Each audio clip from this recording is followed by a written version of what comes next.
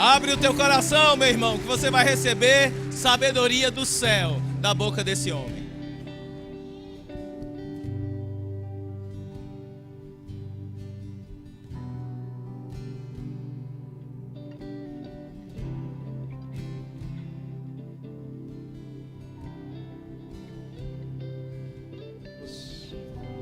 Glória a Deus, aleluia.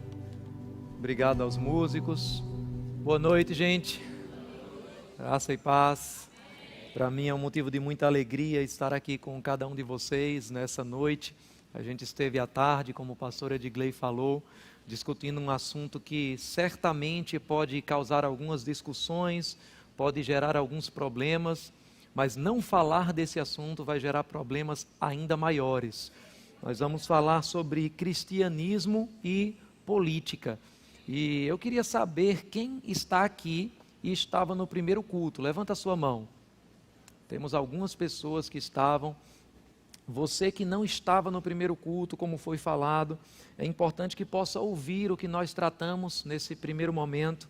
Obviamente eu vou repetir algumas coisas bem breves, somente para colocar você dentro do contexto, porque essa será uma noite de ensino da palavra de Deus, amém? Pelo menos essa é a inclinação que nós temos do Espírito para esse momento. E antes de falar sobre esse tema, eu queria colocar algumas breves considerações. Nós, como Ministério Verbo da Vida, e particularmente como igreja local, nós não temos uma candidatura, um candidato, um partido específico que nós apoiamos. Os próprios líderes da igreja podem ter como cidadãos seus candidatos, mas a igreja, ela não se posiciona partidariamente, ela não se posiciona por algum candidato específico. Você é livre para escolher o seu voto, mas a igreja se posiciona sim por princípios específicos. A igreja se posiciona por valores específicos. Tem valores que nós como igreja, como instituição, aprovamos e valores que nós reprovamos. Então eu quero deixar isso bem claro. Eu quero dizer também que nós respeitamos as diferenças políticas que fazem parte de um processo de democracia, respeitamos e como pastores nós estimulamos inclusive a discussão política de uma forma sábia, de uma forma prudente, de uma forma inteligente e de uma forma que é bíblica. E quando eu falo bíblica, eu estou dizendo uma forma que é amável, uma forma que tem ordem e decência. Ou seja, você pode discordar politicamente do seu irmão e continuar amando o seu irmão, amém? Você pode discordar de um governo ou de um programa de governo e não precisa andar na carne para discordar, não precisa falar mal de pessoas, não precisa deixar de ser crente durante o período eleitoral, amém? Então você pode discutir essas questões, as propostas, mas com sabedoria, com discernimento e debaixo do vínculo da perfeição que se chama amor, amém? Eu quero dizer também que esse não é um tema que normalmente eu gosto de pregar, mas é um tema que temos percebido como necessidade para o corpo de Cristo nos dias atuais. E eu conversava com o pastor Humberto de uma outra vez que eu vim para cá, sobre a importância de alguma forma, a igreja ser tocada nessas questões, e então ele achou por bem que eu viesse para cá para compartilhar com vocês o que a gente vai estar falando essa noite. Falamos pela tarde que a ideia de que cristianismo e política não se misturam, não é uma ideia bíblica, e também não é uma ideia embasada na nossa lei. Eu não vou repetir as passagens que nós lemos, mas quando vamos, por exemplo, para o livro de Amós, lá no capítulo 5, nós vemos o profeta guiado pelo Espírito para falar publicamente das maldades, da corrupção que os governadores daqueles dias estavam praticando. Nós vemos também o profeta Isaías, usado pelo Espírito Santo, no capítulo 33, dos versículos 13 ao 17, condenando o comportamento de governadores que recebiam suborno, que torciam a justiça, que não defendiam a causa dos pobres, das viúvas, dos estrangeiros e assim sucessivamente. Nós vemos na Bíblia o profeta João Batista criticando abertamente o governo de Herodes, e nós sabemos que isso custou a cabeça de João Batista, literalmente. Isso nos mostra, pelo exemplo, que muitas vezes se posicionar a favor de uma verdade vai trazer para você perseguição, vai trazer para você retaliação e vai trazer para você muitos desconfortos, mas como igreja nós não estamos aqui para procurar a posição mais confortável, nós estamos aqui para defender a verdade, doa em quem doer, ofenda a quem ofender, nós estamos aqui para falar os princípios do reino de Deus e defendê-los, amém? Eu poderia sair citando vários exemplos na Bíblia de como homens e mulheres de Deus foram usados para profetizar contra o cenário político, para mudar situações no meio da política. O profeta Natã, ele foi usado para falar mal do comportamento, para falar mal da postura pessoal do rei Davi na sua vida moral. A gente poderia continuar falando e citar o profeta Daniel, que foi colocado diante do corrupto Nabucodonosor como uma pessoa que seria um conselheiro, como uma pessoa que iria trazer para ele prudência em questões de Estado. Nós não estávamos falando dos cultos à sinagoga lá na Babilônia, mas questões políticas, questões de Estado, eram definidas muitas vezes baseadas, pautadas em conselhos de homens e mulheres de Deus. O que nos mostra desde o Antigo Testamento que Deus, ele tem sim o interesse de colocar cristãos no meio político para poder influenciar a nossa nação. Amém? Então eu estou dando somente para você alguns fundamentos e de uma certa forma repetindo o que nós falamos no primeiro momento. Mas eu queria que você abrisse comigo em Oséias no capítulo 8 e versículo 2. Essa é uma passagem que lemos também, mas eu acredito que é importante que possamos repeti-la, porque faz parte do que queremos tratar também essa noite. A nossa escolha através das eleições, o nosso direito de voto. Oséias no capítulo 8 e versículo 2, a Bíblia vai nos trazer um exemplo muito claro de qual é o pensamento de Deus com respeito a eleições. Talvez você possa pensar, pastor, o que você acabou de dizer? O povo de Israel não vivia numa república representativa. O povo de Israel não tinha uma eleição para os seus governantes. Como você pode dizer que o Antigo Testamento está falando sobre eleições? De fato, eles viveram um bom tempo num período de monarquia, onde eles não escolhiam os seus governantes. Mas houve um único momento na história de Israel, e o Senhor me levou a essa passagem estudando sobre esse tema, um único momento na história do povo de Israel, onde eles tiveram a oportunidade de escolher. O reino de Israel estava se dividindo entre as 10 tribos com o reino de Israel e as 2 com o reino de Judá, e entre 2 reis, Roboão e Jeroboão. E naquele momento as pessoas que estavam lá tiveram uma oportunidade de eleger o seu representante, tiveram uma oportunidade de escolher debaixo de que liderança eles iriam estar. Podemos dizer assim que foi a única eleição que aconteceu durante a história antiga de Israel. E a Bíblia diz no capítulo 8 e versículo 2, o profeta Oséias está profetizando a respeito desse momento. E ele diz: Israel clama a mim, ó nosso Deus, nós te reconhecemos, mas Israel rejeitou o que é bom, um inimigo o perseguirá. Eles instituíram reis sem o meu consentimento, escolheram líderes sem a minha aprovação, com prata e ouro fizeram ídolos para si, para a sua própria destruição. Olha o que a Bíblia está dizendo. Eles instituíram reis, eles elegeram reis, eles escolheram líderes sem o meu consentimento. Eles aprovaram pessoas que eu não aprovava. E ele diz mais, para a sua própria destruição.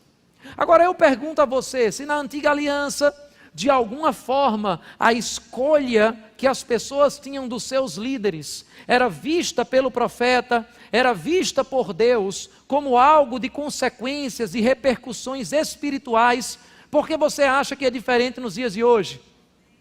Porque você acha que o líder que você vai escolher, seja para a Câmara, seja para o Senado, seja para a presidência da República ou para qualquer outro cargo, governador do estado, porque você acha que de alguma forma essa liderança não vai ter uma repercussão sobre a igreja, não vai ter uma repercussão sobre a sua vida espiritual, não vai ter uma repercussão sobre os planos que Deus tem para a nossa nação. Eu vou dizer para você, tem sim. Eu vou dizer para você, tem uma grande responsabilidade nas suas mãos, nesse tempo de hoje, e essa responsabilidade se chama voto. Hoje nós podemos escolher os nossos representantes. E aqui a Bíblia diz, veja comigo novamente o versículo 2. Israel clama a mim, ó nosso Deus, nós te reconhecemos, mas Israel rejeitou o que é bom, um inimigo o perseguirá. O que o profeta está dizendo aqui, senão que as pessoas diziam, Deus, nós te honramos, mas estavam escolhendo líderes que iriam aprovar no meio do povo que Deus não honrava. O que Deus estava dizendo é, não adianta dizer que você honra a minha palavra, se você está escolhendo líderes que vão fazer aquilo que é desonra à minha palavra no meio do seu povo. Não adianta você dizer que ama a Deus, se você não está escolhendo líderes, e nós temos hoje uma oportunidade de escolha, se você não está escolhendo pessoas que vão valorizar os princípios que Deus valoriza. Mais uma vez, querido, nós não estamos aqui a favor de candidatos ou de pessoas, mas nós estamos sim a favor de princípios, dos princípios da palavra de Deus. E a gente vai falar um pouco mais sobre isso. Ele começa a dizer que eles escolheram líderes sem aprovação e eles fizeram ídolos para si, para a sua própria destruição.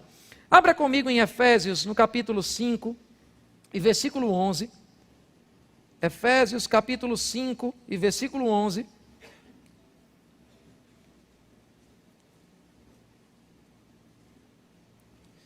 O apóstolo Paulo, falando não apenas sobre esse tema, mas certamente também podemos aplicá-lo aqui. Em Efésios 5:11 diz o seguinte. Efésios capítulo 5 e versículo 11. Não participem das obras infrutíferas das trevas, antes exponham-nas à luz, porque aquilo que eles fazem em oculto, até mencionar, é vergonhoso. A Bíblia está dizendo que nós não devemos ser participantes das obras das trevas, ou em outras palavras, não devemos ser comunhão, ou em outras palavras, não devemos concordar, mas nós devemos expor à luz, porque aquilo que se faz em oculto, até citar é vergonhoso. Eu não sei se você sabe, mas existem reuniões no meio do nosso governo, que somente falar aqui no púlpito o que eles estão tentando fazer seria vergonhoso. E a Bíblia diz que não somente nós devemos reprová-las, como nós devemos expô-las à luz. Filipenses 2,15, você não precisa abrir. O apóstolo Paulo também nos estimula a sermos como luz desse universo e nos mergulharmos, estarmos no meio de uma geração corrompida e perversa, retendo firmemente a palavra da verdade. Em outras palavras, você não foi chamado para se isolar das coisas, você foi chamado para mergulhar, não apenas na igreja, mas mergulhar também sim, no meio político, para não ser mais um, mas influenciá-los através da luz do Evangelho e dos princípios da palavra. Amém? Diga comigo, eu fui chamado para estar no meio de uma geração corrompida, brilhando com a luz do Evangelho e firme com os princípios da palavra.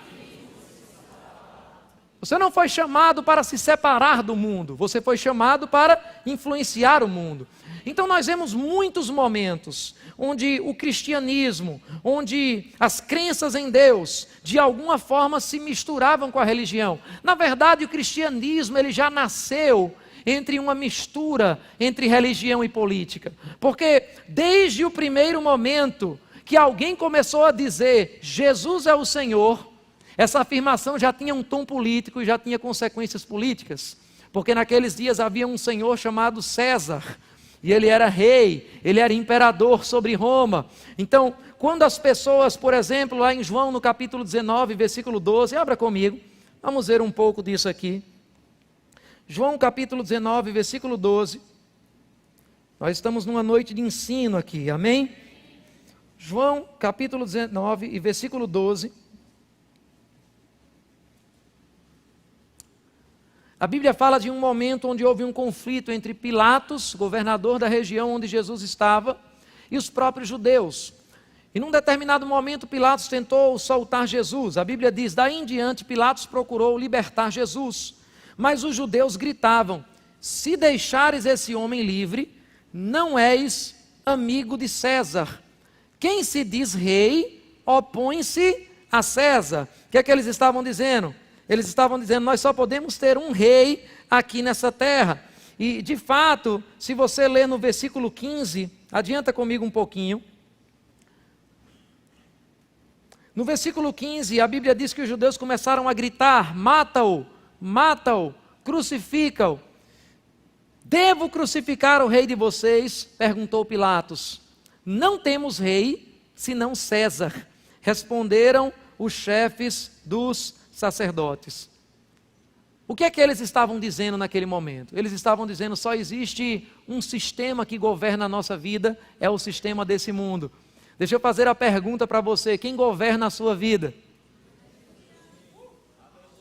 Qual é o rei que tem reino sobre você? O povo judeu, num determinado momento, disse, olha, nós não temos esse rei Jesus, nós só temos um rei e esse rei é César. Sabe que muitas vezes nós fazemos isso, quando nós achamos que de alguma forma o Estado ele está acima dos nossos valores cristãos, quando nós achamos que o Estado está acima da nossa soberania diante de Deus. Nós somos cidadãos da terra, mas nós somos principalmente cidadãos dos céus. E nós vamos ver muitos momentos na Bíblia, e vamos tentar tocar um pouco nisso, onde o que os apóstolos chegaram a fazer poderia ser classificado modernamente como uma desobediência civil. Quando, por exemplo, as autoridades chegaram para Pedro, para João, e disseram, vocês estão proibidos de pregar o nome desse Jesus. E eles disseram, julguem vós, senhores, se é mais lícito obedecer a Deus ou a homens. Queridos, nós não desrespeitamos as autoridades, mas nós entendemos que existe uma autoridade acima de todas as autoridades da terra. Essa autoridade vai para sempre regular o nosso comportamento, regular a nossa forma de viver, ainda que algumas coisas que a Bíblia condena, elas se tornassem ilegais. Eu não sei quanto a você, mas eu estaria disposto a sofrer o dano em favor do Evangelho, porque eu não tenho como rei somente a César. Eu dou a César o que é de César, mas eu tenho um rei que está acima dele. Rei dos reis e Senhor dos senhores, Ele governa a minha vida, Ele governa a minha família, Ele governa a igreja que eu estou pastoreando, e Ele deseja governar todos os aspectos da sua vida também. Amém? Então nós vemos que desde o princípio do cristianismo, de uma certa forma, a influência que o Evangelho traz na sociedade, já trouxe uma certa tensão. O Evangelho, querido, nunca veio aqui para estar conformado com o mundo. O Evangelho sempre causou um alvoroço. Não é de hoje, meu irmão. Abra comigo em Atos, no capítulo 17. Atos, capítulo 17, e versículo 6. Você não está aqui para se conformar com esse mundo, mas para transformá-lo. A Bíblia fala sobre um momento onde as pessoas estavam trazendo o apóstolo Paulo. O apóstolo Paulo, querido, fazia uma revolução por onde passava, por causa da mensagem que ele carregava. Ele chegou numa determinada cidade, onde toda a idolatria daquela cidade acabou depois da pregação que ele fez. As pessoas começaram a queimar os seus ídolos. Se movimentava, eu fiz umas contas, trazendo para os dias de hoje, milhões de reais foram queimados, que eram comercializados através de imagens diferentes. É para você ter uma ideia, é como se alguém chegasse hoje lá em Salvador, começasse a pregar no meio do Pelourinho, e de repente todas as religiões afro daquele momento sumissem, e agora as pessoas só fossem cristãs.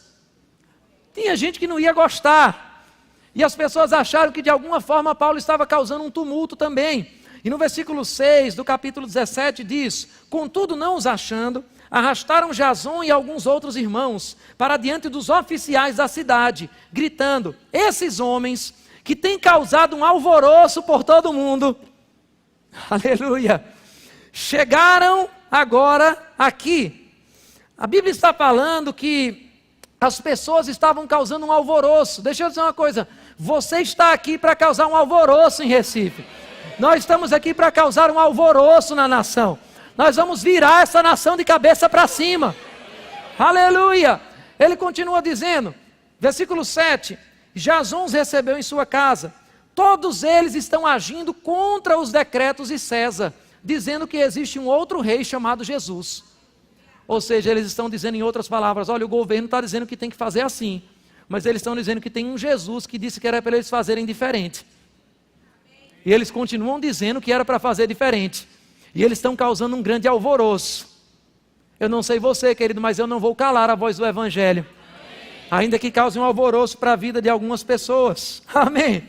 Então nós estamos vendo que o Evangelho desde o princípio, ele causou de uma certa forma uma agitação política. Não me entenda errado. A Bíblia diz em Mateus 22, 21, que nós devemos dar a César o que é de César e a Deus o que é de Deus. Mas eu faço a pergunta para você que eu fiz mais cedo. E quando César pede o que não é dele? Nós devemos dar ao governo o que é do governo. Mas quando o governo pede aquilo que não é dele por direito? Devemos dar a ele o que é dele, mas você deve dar a ele o que não é dele? Nós precisamos entender o que é do governo. Em outras palavras, nós precisamos entender os nossos direitos como cidadão. Nós vivemos num regime democrático, numa república federativa, num regime que tem uma constituição que é decretada e jurada pelos próprios entes que assumem a política como uma autoridade acima deles próprios. Ou seja, a Constituição é a nossa autoridade nos dias de hoje, acima dos próprios representantes que nós escolhemos. E nós precisamos entender o que essa Constituição traz para a gente. Deixa eu falar muito rápido. Eu apresentei mais cedo que nós precisamos entender a diferença entre Estado, governo e nação. Quando nós falamos de Estado, nós estamos falando de todas as instituições que administram ou que servem a um povo dentro de um território específico. Então, por exemplo, quando eu falo do Estado brasileiro, isso inclui a polícia, isso inclui o sistema público de educação, isso inclui a saúde, isso inclui o governo, as instituições. Quantos estão entendendo isso? Quando eu falo de governo, eu estou falando de um pedaço desse Estado, uma instituição que administra todas as outras instituições públicas. Esse é o governo, uma instituição. Quando eu falo de nação, eu estou falando de um povo específico, dentro de um território específico, que tem uma história específica, que tem uma cultura específica e que tem crenças e valores específicos. Então, quando nós falamos na nação brasileira, entenda bem, o Estado é laico, ou seja, o Estado não tem religião oficial. Apesar de laico não querer dizer ser contra a religião. O Estado não é contra o cristianismo. O Estado não deve ver o cristianismo como algo negativo. Ele simplesmente não é cristão, não é oficialmente cristão. O Estado é laico, mas a nação não é laica. Vou dizer de novo para você entender. O Estado não é cristão, mas o Brasil é um país cristão. O Estado não é laico, mas a política não é. O Estado não é laico. Aliás, o Estado é laico, mas a política não é laica. Em outras palavras, a política, ela representa uma parte do povo. E o povo tem crença, o povo tem valores. Um povo cristão pode ser representado por políticos que vão representar valores cristãos. Quantos estão entendendo isso? Nós precisamos entender um pouco os direitos da nossa Constituição. E eu queria falar nessa noite sobre, biblicamente, como nós podemos, de alguma forma, questionar o nosso governo. Por que é importante entender a diferença entre Estado, governo e nação? Porque nós, como crentes, podemos até questionar o governo. Nós podemos até não gostar de um partido, não gostar de um candidato, não gostar de um político, não gostar de um sistema que está administrando algum Estado, de uma forma de gestão, mas a nação nós devemos amar. Deus ama as nações. Deus ama o povo brasileiro. Querido, você pode estar insatisfeito com a corrupção do governo, mas você não deve estar insatisfeito com o Brasil nação. Aleluia. Devemos orar por nossa nação. Devemos amar a nossa nação. Deixa eu dizer algo para você. O Brasil é uma terra abençoada.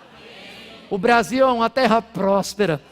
O Brasil é a terra que o Senhor colocou você para estar. E a Bíblia diz em Jeremias 29:7 que nós devemos orar pela prosperidade da nação que o Senhor nos colocou, porque a nossa prosperidade depende da prosperidade dessa nação. Em outras palavras, querido, você não deve falar mal do Brasil, você não deve falar mal do seu povo, você deve amar a sua nação, você deve orar por sua nação. Agora, como nós podemos nos posicionar, uma vez que, de alguma forma, nós estamos insatisfeitos com a política? Qual é a resposta política que a igreja pode dar? Deixa eu falar um pouco sobre essa resposta. Eu quero começar mostrando para você a maior arma política que uma igreja pode usar. Abra comigo em 1 Timóteo, no capítulo 2. 1 Timóteo, capítulo 2, e versículo 1.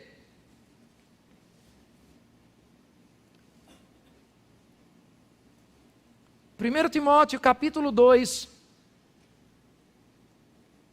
e versículo 1, a Bíblia diz assim: antes de tudo. O que é que quer dizer antes de tudo? Antes de tudo, no grego, significa antes de tudo. Ou seja, antes de você reclamar, antes de você postar na rede social, antes de você desistir, antes de tudo, recomendo que se façam súplicas, orações, intercessões e ações de graças por todos os homens, pelos reis e por todos os que exercem autoridade. Vou ler de novo aqui para você entender isso. E por todos os que exercem autoridade. A palavra todos no grego significa todos. Não significa os que você gosta. Não significa os que você concorda. E eu quero que você lembre que quando o apóstolo Paulo escreveu essa carta, governava sobre Roma um imperador chamado Nero. Se você já leu a história da igreja, eu quero recapitular com você. Nero tinha um hábito. Ele fazia algo por lazer. Ele enfiava cristãos vivos em uma estaca e ele incendiava os cristãos, porque ele dizia que ele ficava mais inspirado para tocar a sua harpa enquanto ouvia um cristão pegar fogo gritando. Nós não vimos esse nível de corrupção na nossa nação. E quando Paulo estava com esse imperador, ele disse: vamos orar por todos os que exercem a autoridade. Então diga, mesmo que você não tenha vontade de dizer nesse momento, diga comigo: a minha responsabilidade como cristão é orar por todos os que exercem autoridade. Ele diz: devemos orar por todos os que exercem autoridade, para que tenhamos uma vida tranquila e pacífica, com toda a piedade e dignidade. Então nós precisamos entender, oração é a primeira arma do crente para a política. Oração é a arma mais importante do crente para a política. Mas oração não é a única arma do crente para a política. Você tem em suas mãos o voto. Você tem em suas mãos a posição de escolher as pessoas que vão representar você. Você tem em sua boca, garantido por sua Constituição, um direito de voz, de manifestar ideias, de manifestar opiniões, de influenciar e de inspirar pessoas. E esse direito é um direito universal. Está acima de qualquer recomendação do Tribunal Superior Eleitoral, está acima de qualquer outra lei ordinária que possa ser desenvolvida na nossa nação. É um direito primário. Está na nossa Carta Magna, liberdade de expressão. E nós podemos usar esse direito. Agora, como nós nos manifestamos como crentes diante de uma insatisfação com o governo? Eu quero dar alguns exemplos na Bíblia. O rei Nabucodonosor, ele fez um decreto onde todos deveriam se prostrar a uma estátua de ouro que ele tinha criado, adorar a essa estátua. Haviam crentes naqueles dias. O que foi que Daniel fez? Daniel mobilizou uma passeata, pichou a estátua. Daniel depredou o patrimônio público da Babilônia. Daniel se posicionou em oração. E Daniel continuou defendendo seus princípios toda vez que ele era questionado. Perceba que Moisés não incendiou o palácio de Faraó quando Faraó estava oprimindo o povo de Israel. Moisés não fez um protesto na frente do palácio de Faraó. Mas Moisés se posicionou também com os princípios que ele defendia. Quando o apóstolo Pedro foi preso, a Bíblia não diz que a igreja se mobilizou para fazer uma passeata de frente ao palácio de Herodes, ou que a igreja ficou protestando diante do presídio onde Pedro estava preso. A Bíblia diz que a igreja orava, mas a igreja continuou se posicionando com os seus princípios. Então, como nós podemos, de alguma forma, nos manifestar politicamente? Nós podemos fazer isso através da oração. Já falei que é a primeira, a mais importante arma política que nós temos. Nós podemos fazer isso através de pronunciamentos. O cristão pode e deve se pronunciar. Nós falamos de Isaías se pronunciando, nós falamos de Amós se pronunciando, nós falamos de João Batista se pronunciando, e muitos outros grandes homens de Deus. A igreja pode, obviamente, se envolver politicamente através de abaixo-assinados, é um direito constitucional que nós temos. A igreja pode se envolver politicamente através do conselho político, ou seja, Deus levantando pessoas que serão inspiradas para, de alguma forma, aconselhar, orientar aqueles que estão no poder do governo. Eu poderia dar muitos exemplos para você. A Bíblia fala de um conselheiro chamado Aitofel, que ele foi um conselheiro de Davi. A Bíblia fala sobre Daniel, que foi um conselheiro de Nabucodonosor. A Bíblia fala do profeta Natã e tantos outros. Precisamos entender, querido, que o cristianismo sempre influenciou a história da nossa política. Eu vou dizer de novo para você entender isso. O cristianismo sempre influenciou a história da política. Eu não estou falando do Brasil, eu estou falando do mundo. E nós devemos nos orgulhar dessa influência. Eu vou dar para você alguns exemplos históricos aqui. Como eu disse, nós estamos numa noite de ensino. Foi a influência cristã que fez com que em 374 depois de Cristo fosse promulgada uma lei lá em Roma, no Império Romano, que proibia o infanticídio, que proibia o aborto e que proibia o abandono de crianças. Porque era uma prática normal em Roma. Se uma criança nascia com um defeito, ela poderia ser queimada, ela poderia ser jogada no lixo. O aborto era uma coisa comum. Foi o cristianismo que se posicionou contra o aborto e influenciou a sociedade ocidental até os dias de hoje, e vai continuar influenciando. É um princípio cristão e é um valor que nós defendemos. Foi o cristianismo que acabou em Roma com a luta de gladiadores. Talvez você já tenha assistido algum filme, talvez você já tenha lido num livro de história. Basicamente, você não estava falando de um UFC, você não estava falando de um MMA, você estava falando de um momento onde as pessoas lutavam até a morte. E as pessoas gritavam para que terminassem e matassem aquele oponente que foi vencido, antes de existir qualquer órgão de direitos humanos. Foi o cristianismo que olhou para aqueles prisioneiros que eram colocados no meio de luta e disseram que eles tinham um direito à vida. Foi o cristianismo que acabou com isso. Foi a influência cristã que construiu as primeiras universidades modernas do mundo ocidental. A Universidade de Bolonha, a primeira universidade da Espanha e da Europa, foi uma universidade fundada por cristãos.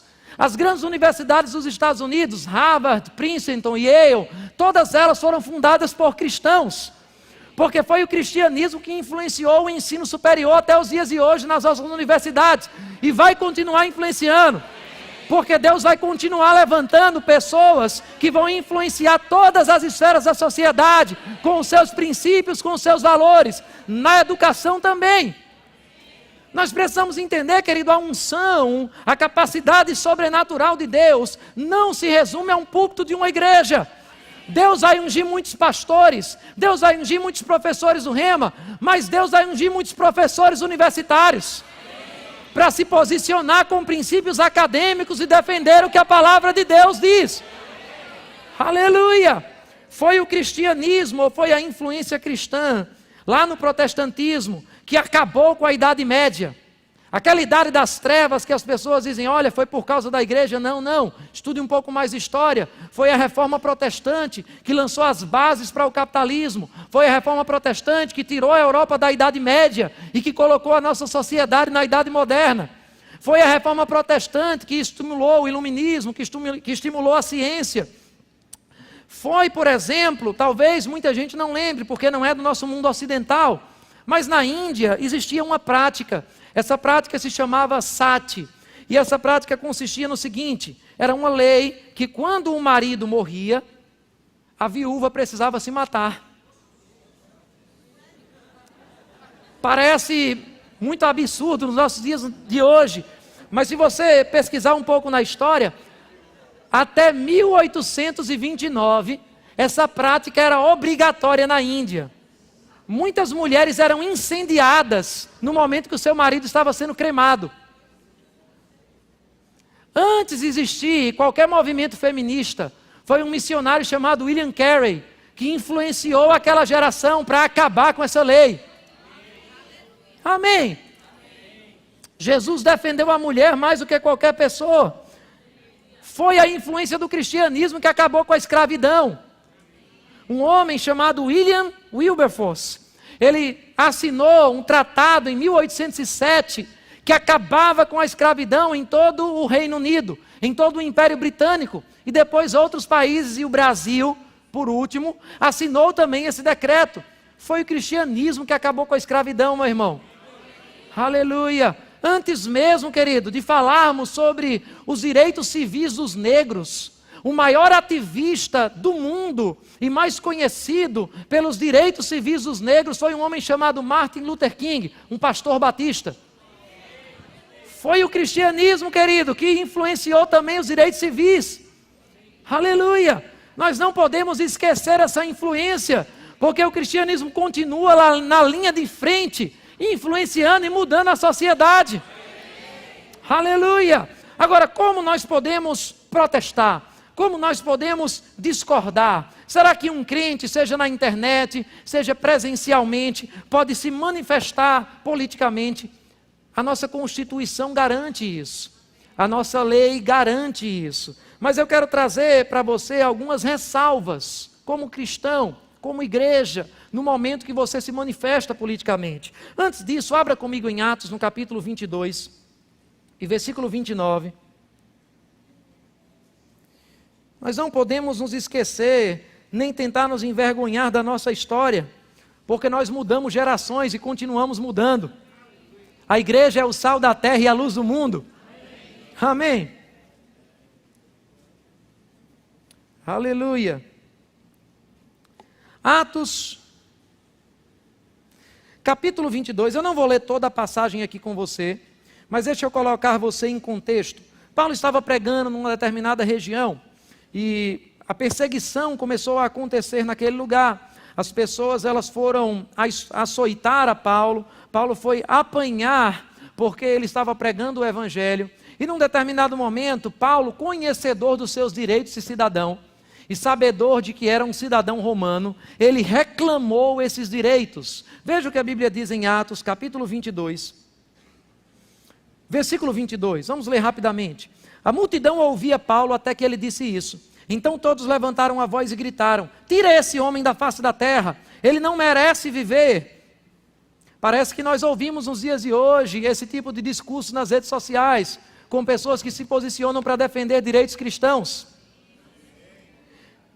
A Bíblia continua dizendo no versículo 23, estando eles gritando, tirando suas capas e lançando poeira para o ar, o comandante ordenou que Paulo fosse levado à fortaleza e fosse açoitado e interrogado.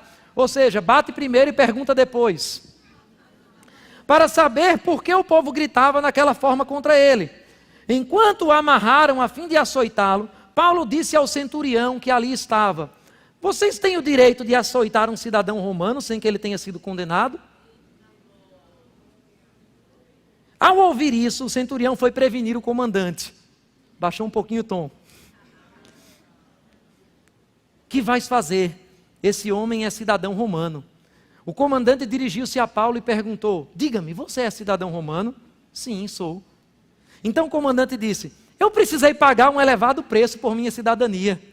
Respondeu Paulo: eu a tenho por direito de nascimento. Eu não sei se você entende aqui, mas eles estavam tendo uma discussão legal. E Paulo estava dizendo: olha, eu sei muito bem os meus direitos. E eu sei como eu consegui a minha cidadania. E eu sei que na lei você não pode açoitar uma pessoa sem antes condenar, se essa pessoa for um cidadão romano. Eu exijo os meus direitos diante de você. Pastor, onde estava a outra face? Querido, entenda, dar a outra face quer dizer que você deve estar preparado, se possível, a apanhar em nome do amor, em nome da pregação do Evangelho.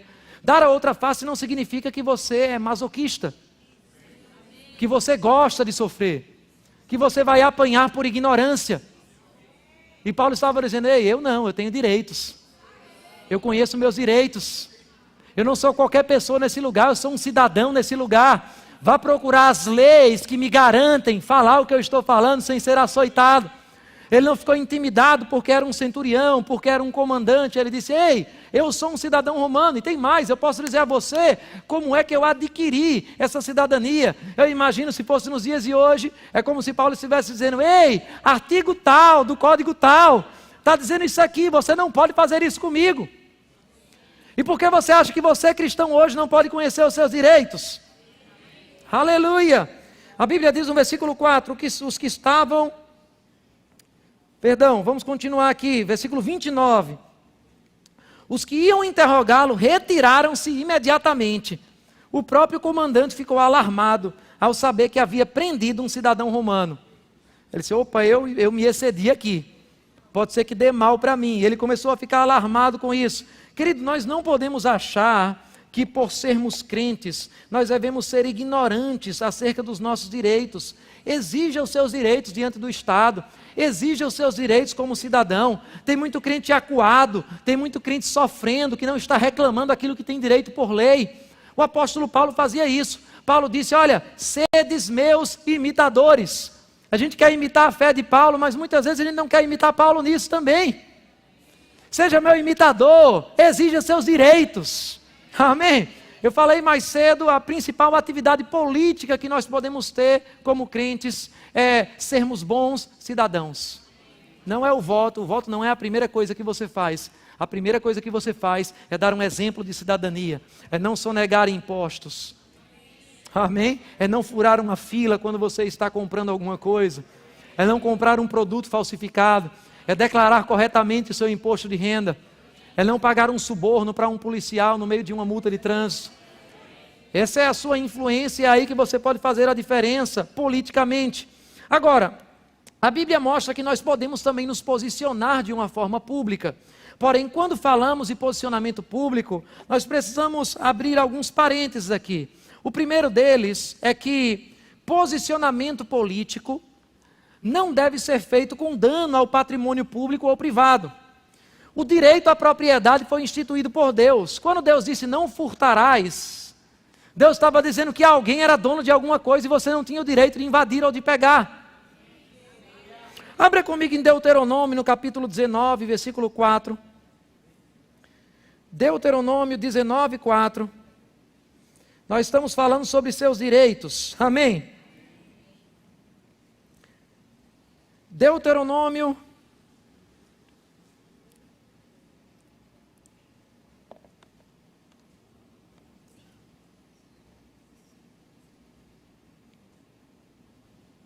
Aleluia. Capítulo 19.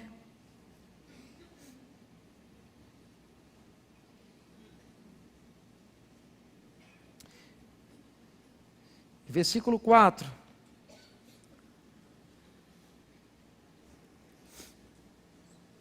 Aleluia. Deixa eu encontrar aqui uma outra passagem, na verdade. Mas a Bíblia também vai mostrar nesse momento, Deuteronômio 19:14. Deuteronômio 19:14. Não mudem os marcos de divisa da propriedade do seu vizinho, que os seus antecessores colocaram na herança que vocês receberão na terra que o Senhor, o seu Deus, lhes dará, para que dela tomem posse. O que é que ele está falando aqui? Ele está se colocando contra a invasão de propriedade privada. Amém? Ele está dizendo, você não pode mudar os marcos que foram estabelecidos previamente. Ou seja, uma manifestação política, um crente pode fazer, mas um crente ele não deve sair invadindo patrimônio público ou privado, depredando patrimônio público ou privado. Amém? Nós não vemos isso em nenhum momento, nem no Antigo, nem no Novo Testamento. Então, existe uma outra ressalva. Nós devemos, numa manifestação política, evitar calúnia, linguagem obscena e desrespeito. Abra comigo em Êxodo 22, vamos rapidamente ler alguns versículos aqui. Êxodo capítulo 22.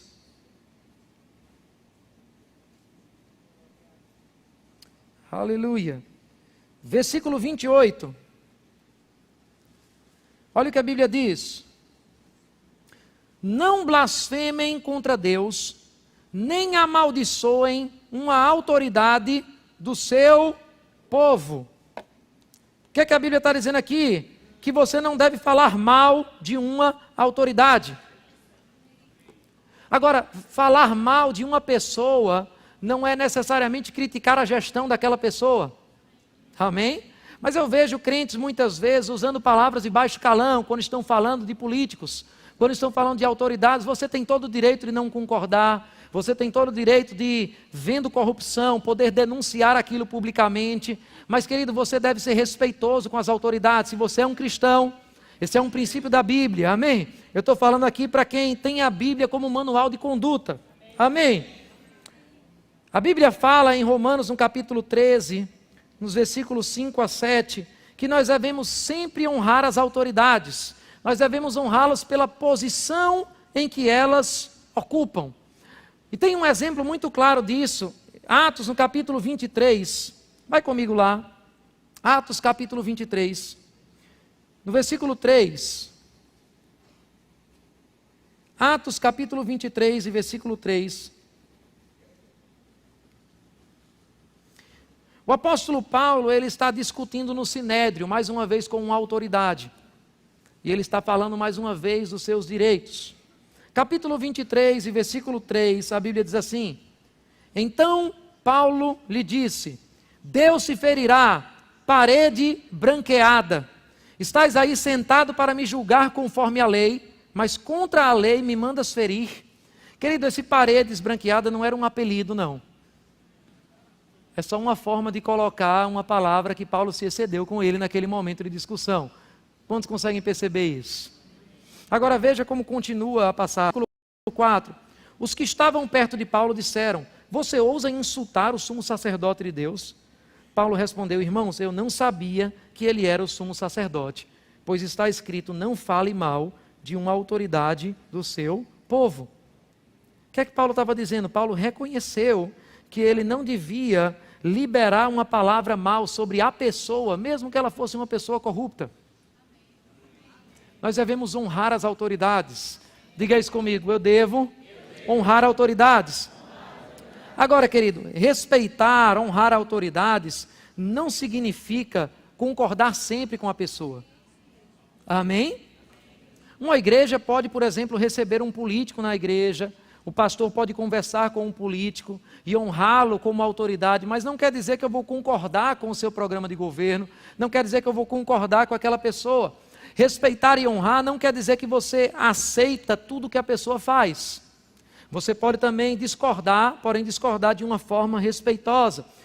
Respeitar e honrar a pessoa não quer dizer se submeter ou participar de coisas erradas. Nós falamos isso mais cedo. As autoridades disseram a Pedro que eles estavam proibidos de pregar o evangelho. E eles disseram, importa obedecer a Deus e não a homens. Amém?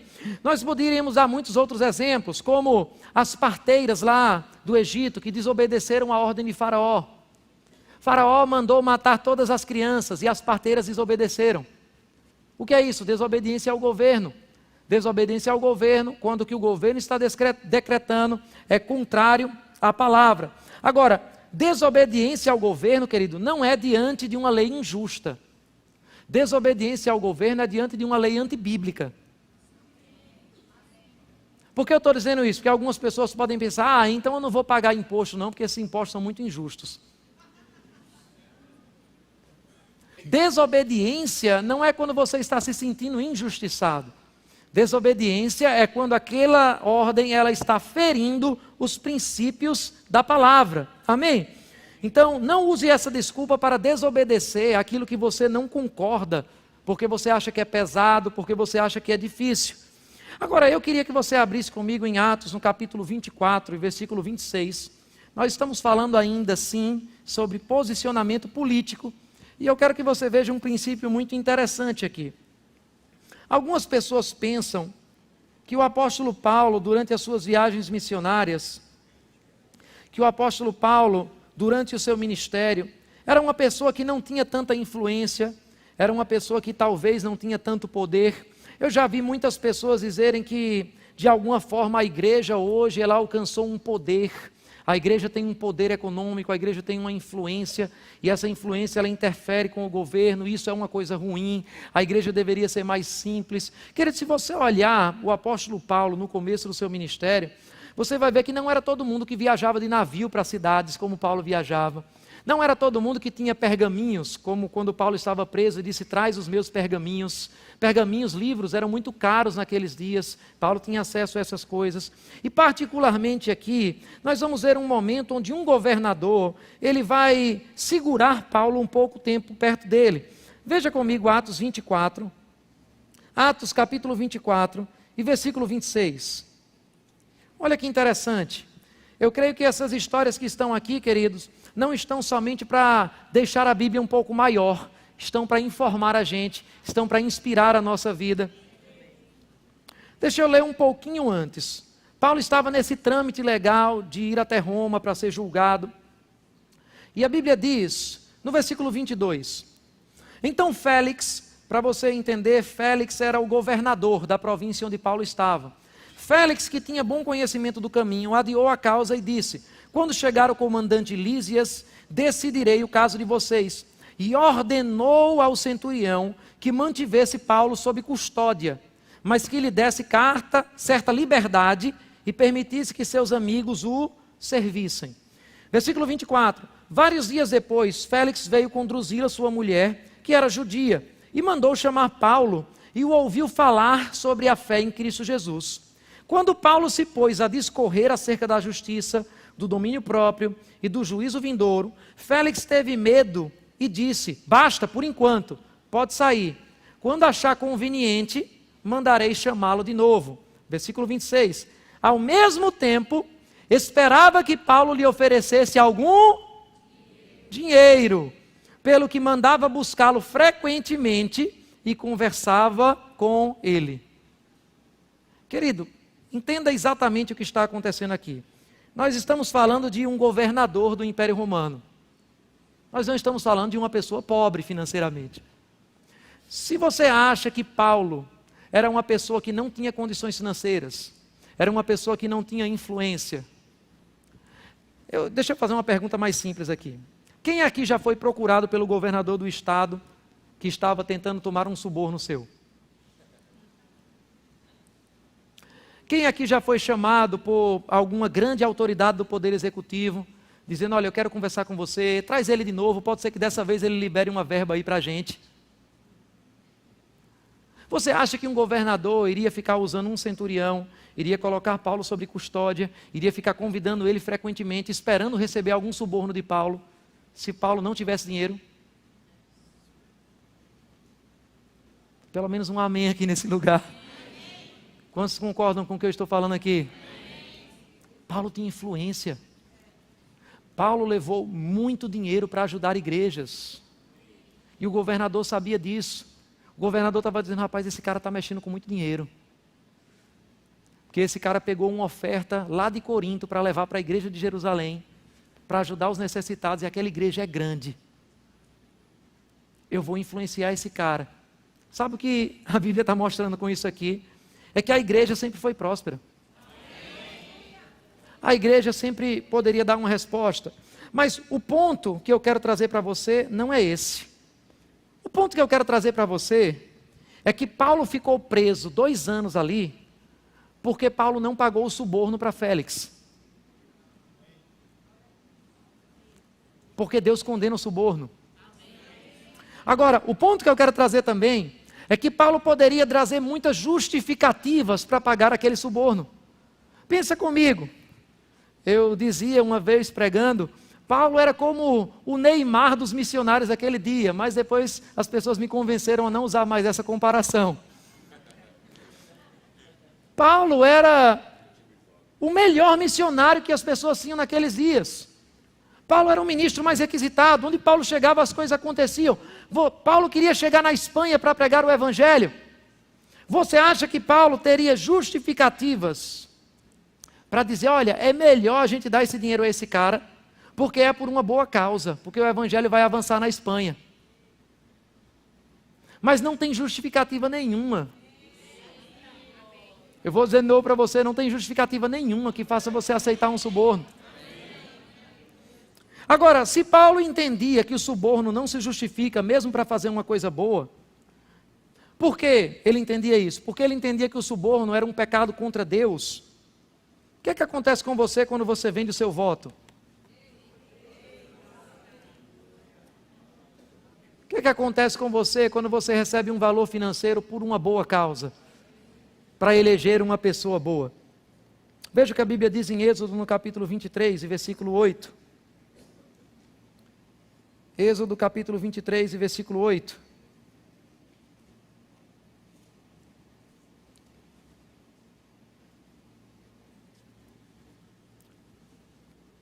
Não aceite o suborno, pois o suborno cega até os que têm discernimento e prejudica a causa do justo. O que é que a Bíblia está dizendo? Você prejudica a causa de outras pessoas quando você troca o seu voto por um favor. Aleluia. Não importa que tipo de suborno é esse. Esse suborno pode ser uma posição dentro do seu emprego. Esse suborno pode ser um valor monetário. Esse suborno pode ser uma propaganda favorável à sua carreira. Não importa qual é o tipo de ajuda, querido. Se ela é ilegal, ela é um pecado contra Deus. Aleluia. Queria a ajuda dos diáconos para segurar as pessoas que estão caindo na unção nesse momento. Aleluia. Abra comigo em Isaías no capítulo 33.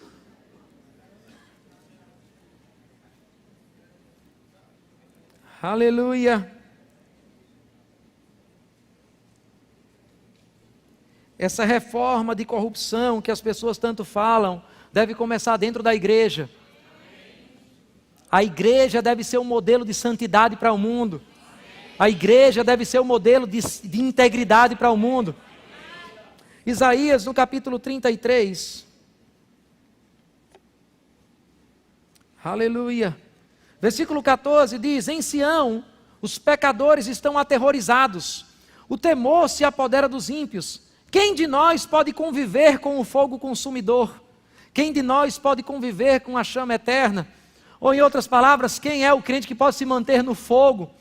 E ele diz: aquele que anda corretamente, fala o que é reto. Não é só aquele que corre na unção na hora do culto. Aquele que recusa o lucro injusto, cuja mão não aceita suborno, que tapa os ouvidos para as tramas de assassinos e fecha os olhos para não contemplar o mal. É esse o homem que habitará nas alturas. Seu refúgio será a fortaleza das rochas. Terá suprimento de pão e água não lhe faltará. Seus olhos verão o rei em seu esplendor e vislumbrarão o território em toda a sua extensão. Veja o que o profeta está dizendo: ei, você vai ter suprimento de pão e a água não vai faltar. O que é que o profeta está dizendo? Quando você nega o suborno, quando você nega o lucro injusto, quando você nega a corrupção, não é o governo, sou eu que vou garantir o pão na sua casa, sou eu que vou garantir a água na sua vida, sou eu quem sou o seu patrão, sou eu quem sou o seu Senhor. Aleluia! Glória a Deus. Eu queria chamar o grupo de música nesse momento, e eu queria convidar você a abrir a sua Bíblia em Jeremias, no capítulo 29. Aleluia! Queridos, nós vamos escolher pessoas que vão nos representar bem. Nós temos um momento, talvez alguém diga, pastor, mas não tem essa pessoa perfeita. Eleições, querido, funciona como safra de uma agricultura. Talvez você tenha algumas sementes, e você planta muitas sementes e você tem uma primeira colheita. Muitas frutas de má qualidade, mas algumas de boas qualidades. E aí você separa aquelas que não são perfeitas, mas são as melhores que você tem naquela safra. E aí você escolhe que você só vai plantar as sementes daquelas boas frutas. Talvez você não tenha a melhor safra da sua vida nesse ano, mas na segunda plantação, você vai ter uma safra onde a pior foi a melhor da safra anterior. E dessas agora, você vai ter algumas que são ainda um pouco melhores. E aí você vai selecionar as sementes somente daquelas frutas melhores. E na sua próxima safra, a pior fruta da próxima safra vai ser igual à melhor fruta da safra anterior. Nós vamos depurando, nós vamos limpando, nós vamos aperfeiçoando. Você tem a posição de fazer isso nesse momento, meu irmão. De não vender o seu voto, de não vender ou não trocar os seus princípios por um cargo político, de não trocar os seus princípios por um valor que talvez mude a sua vida por alguns meses, porque o Senhor está dizendo, se você quer continuar vendo o meu fogo, se você quer continuar vendo a minha glória, se você quer se preservar puro diante de mim, eu mesmo vou garantir o teu pão, eu sou aquele que te sustenta. Quando você é defraudado por alguém em um trabalho, que você tem um chefe íntegro, esse chefe vai indenizar você. Teu chefe, teu Senhor, se chama Jesus Cristo. Ainda que você seja defraudado, ainda que você sofra pela honestidade, ainda que você sofra por defender princípios, Ele está dizendo para você, sou eu quem indenizo. Sou eu quem faço restituir os anos perdidos. Ainda que você passe um tempo que você acha que foi um tempo perdido, Ele diz, eu posso acelerar o seu presente para compensar o que você perdeu no passado. Eu posso restaurar os anos perdidos. Aleluia. Jeremias no capítulo 29, eu quero encerrar com a leitura desse capítulo e em seguida com uma oração. Jeremias 29, 4.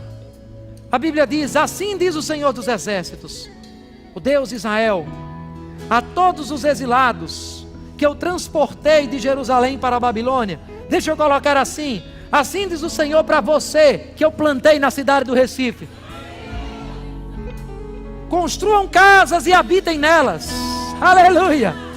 Sabe o que é isso? Direito à casa própria para você.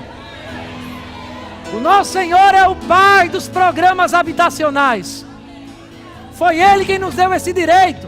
Ele diz, plantem jardins e comam de seus frutos. Ou seja, sejam produtivos na sua terra. Ele diz, casem-se, tenham filhos e filhas. Escolham mulheres para casar com seus filhos. Deem as filhas em casamento, para que tenham filhos e filhas. Multipliquem-se e não diminuam. Sabe que tem sociedades hoje na Europa que elas estão implodindo, porque elas não estão se multiplicando, mas o Senhor fala que você vai se multiplicar. Ele diz, busquem a prosperidade da cidade para a qual eu os transportei, e orem ao Senhor em favor dela, porque a prosperidade de vocês depende da prosperidade dela. Vamos orar pela prosperidade dessa nação. Aleluia, eu quero chamar você para ficar de pé nesse momento. Nós fizemos isso antes da ministração, nós vamos fazer uma segunda vez agora. Eu quero convidar você a orar pela sua cidade. Eu quero convidar você a orar pela sua nação. Eu quero convidar você a orar pelo seu governo. Mas eu quero liberar uma palavra profética sobre a tua vida. Eu falei isso no culto da tarde. Êxodo no capítulo 34 e versículo 10. Eu não vou somente ler um versículo para você. Eu vou liberar uma palavra do Senhor para a sua vida. Assim diz o Senhor: faço com você uma aliança, diz o Senhor, diante de todo o povo de Recife, diante de todo o povo de Pernambuco. Farei maravilhas jamais realizadas na presença de nenhum outro povo do mundo. O povo no meio do qual você habita verá a obra maravilhosa que eu, o Senhor, farei. Deus plantou você nessa nação. Deus plantou você nessa cidade para ser uma bênção, para prosperar. Vamos orar por nossa nação. Levante suas mãos. Pai, obrigado em nome de Jesus. Tua palavra diz: feliz é a nação cujo Deus é o Senhor. E essa nação, esse povo louva o teu nome. Essa nação e esse povo escolhe pessoas que honram as tuas palavras e os teus princípios. Essa nação e esse povo defende esse lugar que o Senhor nos plantou. Vamos buscar a prosperidade dele. Nós oramos chamando à existência novas empresas. Nós oramos chamando à existência mais empregos. Nós oramos chamando à existência empreendedores se levantando no meio da igreja com ideias que valem milhões, transformando essa sociedade. Nós chamamos à existência paz sobre o Recife, paz sobre a região metropolitana, paz sobre essa nação. Nós declaramos: o Brasil é do Senhor Jesus. Diga comigo: o Brasil é do Senhor Jesus. Diga comigo: o Brasil é do Senhor Jesus. Aleluia!